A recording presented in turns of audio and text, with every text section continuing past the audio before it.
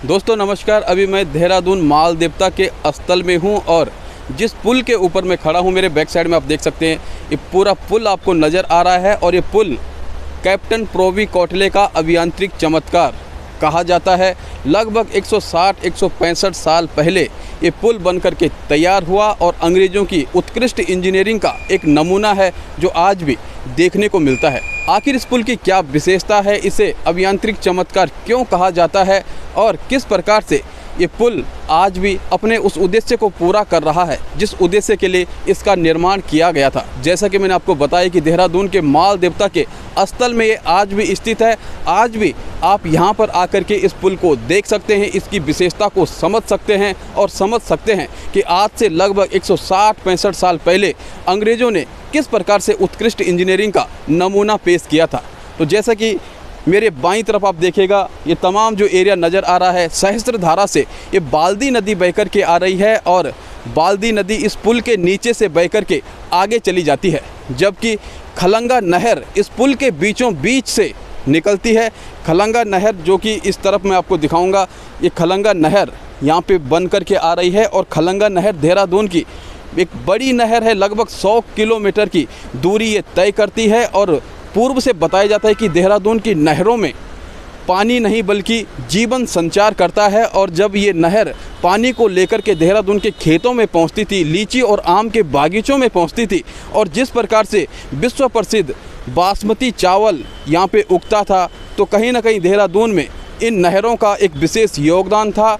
जो आम और लीची के बागीचे देहरादून में हुआ करते थे।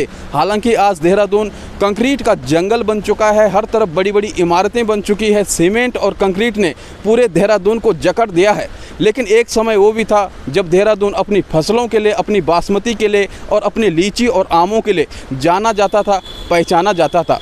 तो जो खलंगा नहर जिसे आप अपनी स्क्रीन पर देख रहे हैं, ये खलंगा नहर बांदल और सौंग नदी से मिलकर के बनती है और खलंगा नहर से अनेकों छोटी छोटी नहरें निकलती हैं। कुल मिलाकर के देहरादून में खलंगा नहर का महत्वपूर्ण योगदान था और बताया जाता है कि रिस्पना रोय से ईस्ट एरिया में सिंचित करती थी पूरे एरिया को। और आज की जो स्थिति है, क्योंकि बरसात चल रहा है, बरसात के इस मौसम में ये नदी नाले उफान पर हैं, ये नज़र आ रहे हैं। लेकिन गर्मियों की जहाँ तक हम बात करें तो यहाँ पे सूखा पड़ा रहता है, लेकिन आजकल हरियाली है, कहीं ना कहीं नदियों का जलस्तर बढ़ा हुआ है। और आप देख सकते हैं कि किस प्रकार से जो ये खलंगा नहर है, चारों तरफ का वातावरण यहाँ पे किस प्रकार से है। ये सड़क माल देवता के लिए निकलती है, आगे रायपुर पड़ जाता है और तमाम जो एरिया है आज पर्यटन की दृष्टि से भी बेहद महत्वपूर्ण है। आसमान में बादल छाए हुए हैं और एक प्रकार से खुशनुमा मौसम अभी यहाँ पे बना हुआ है।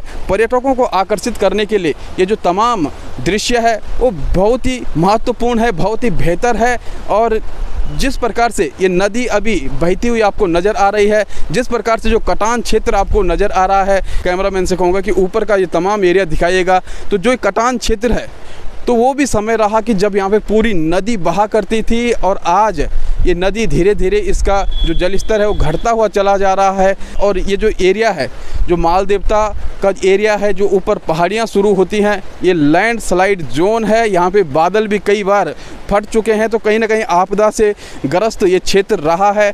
और आज भी माल देवता के लिए अपार संभावनाएं देखी जाती हैं और कहीं ना कहीं प्रकृति की एक विशेष कृपा हम कहेंगे इस क्षेत्र को मिली है। हालांकि आपदाओं से कहीं ना कहीं यहाँ के लोग भयभीत भी रहते हैं और कुछ वर्षों पहले यानी पिछले साल और उससे और पिछले साल लगातार यहाँ पे आपदाओं का सिलसिला बना रहा और कई प्रकार की जन हानि भी हुई, मवेशियों की हानि भी हुई, लोगों के मकान भी दबे। तो कहीं ना कहीं ये क्षेत्र जहाँ प्रकृति का एक बहुत ही सुंदर श्रृंगार के रूप में नज़र आता है, तो वहीं दूसरी तरफ यहाँ पे प्राकृतिक आपदाएं भी बनी रहती है। हमने आपको कैप्टन प्रोवी कोटले के इस अभियांत्रिक चमत्कार के रूप में इस पुल को दिखाया, इस वाटर ब्रिज को दिखाया, जल सेतु को दिखाया, हमने आपको खलंगा नहर को दिखाया, हमने आपको बाल्दी नदी को दिखाया और तमाम एरिया यहाँ का दिखाया। आशा करते हैं कि आपको ये वीडियो पसंद आई होगी, ये जानकारी आपको पसंद आई होगी। यदि आपको ये जानकारी पसंद आई है तो वीडियो को लाइक शेयर ज़रूर कीजिएगा, कमेंट करके अपने विचार अवश्य रखिएगा। और यदि आप हमें फेसबुक पर देख रहे हैं तो फेसबुक पेज को फॉलो ज़रूर कीजिएगा। यदि आप हमें यूट्यूब पर देख रहे हैं तो यूट्यूब चैनल को सब्सक्राइब करना बिल्कुल ना भूलिएगा। वीडियो के बारे में अवश्य बताइएगा, हमसे लगातार बने रहिएगा। वीडियो को शेयर ज़रूर कीजिएगा ताकि आपके अलावा अन्य लोग भी इसे लगातार देख पाएँ। नमस्कार।